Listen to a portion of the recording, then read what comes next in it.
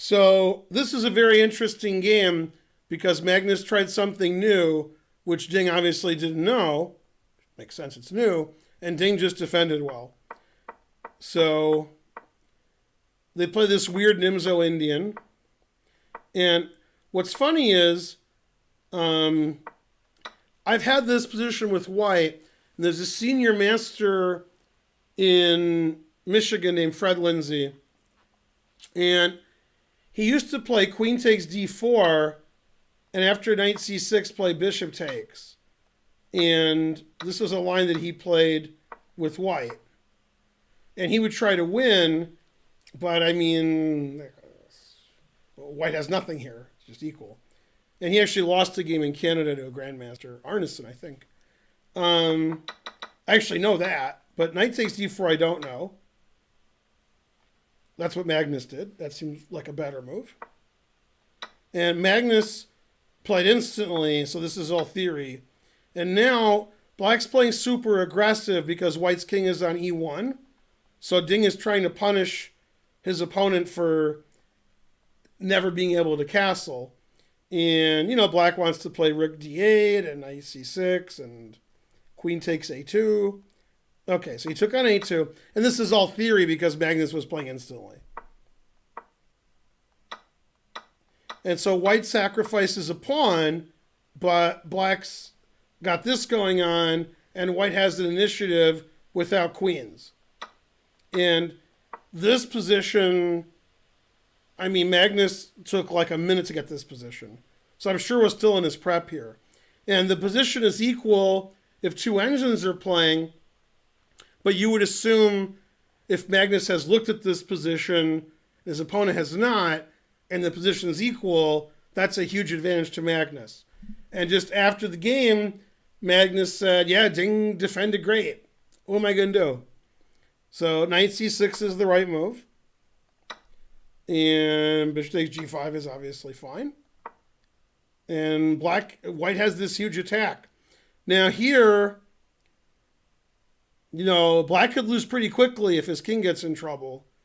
Now, for example, to me, this is a pretty obvious move. Bishop takes e3. That looks good. And the engine says no good. It says knight takes, rook e2. It says you go here or you resign. Bishop b6, rook e4, threatening rook g4 mate is just winning. So bishop c1. Now king d1, double exclam, getting the bishop off of this diagonal so that we can attack this king and checkmate him. King d1's a nice move. I like that. And if you move the bishop off the diagonal, which is not recommended, then we could go check, which we couldn't do before. And then rook e4 threatening mate. King h6 is the one who to stop mate. And then this move wins. We're threatening everything. And plus 1,000. Yeah. The funniest variation is check, check. Okay, so you could see like somebody falling into that and losing and misunderstanding the position. But Ding played f6, which normally I wouldn't like. But not only does it defend the bishop, but now the king can escape. It gives the king some more escape squares. Knight f3. And now he takes on e3. And plays bishop c1. Excellent. Yeah, there's no mate because the king is escaping. But he tries. Rook e4. Okay, now, when the game ended, Magnus was like, whoa, when he played e5, that might be going too far because you're opening up this diagonal. But it seemed like it was okay. And the engine right now is saying bishop b2 is a move and king f7 is a move. Not a big fan of e5. But after looking at it, it says e5 is okay. We're having white get an extra attacker, but it's sort of killing these two pieces, and it activates this bishop, stopping rook g4 check. And remember, black has 2 pawns up, but white has this big initiative because these pieces haven't moved yet. Here comes Magnus. And king g6 is the only move. The engine says that's the best. rook here. And then bishop g4 is an excellent defensive move. You can't take the bishop because you lose your rook. The rook is defending the rook. So black doesn't really mind losing a pawn or two as long as he avoids getting mated because he's already up 2 pawns. So good defense. Bishop d3 is the only good move. f5 is the only good move. The engine says these moves are great. Again, you can't take the bishop because you're losing your rook. So the engine says this is right. It says both players are playing great. And now, again, the best move, the only move, king g5. There is no other move. Of course, rook g7 mate is a threat.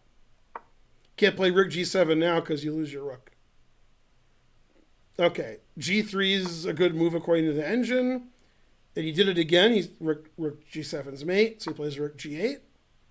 And black's up a pawn, and he's stopping white's attack. So Magnus got his pawn back, and now black's fine. Black's attacking himself. Yeah.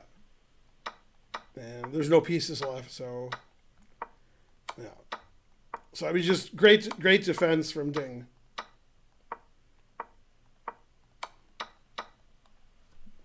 Yeah.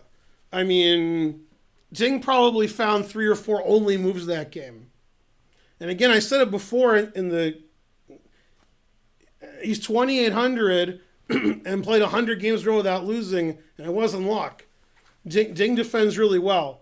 Difficult position against Magnus that Magnus prepared, still drew. Lost position against Anand, still drew. And won a very nice game against Giri early in the tournament. That's why he's tied for first. And that's why he hardly ever loses. When you're the best player in China, you're pretty good because they got about 2,700 players. And he's obviously the best player in China.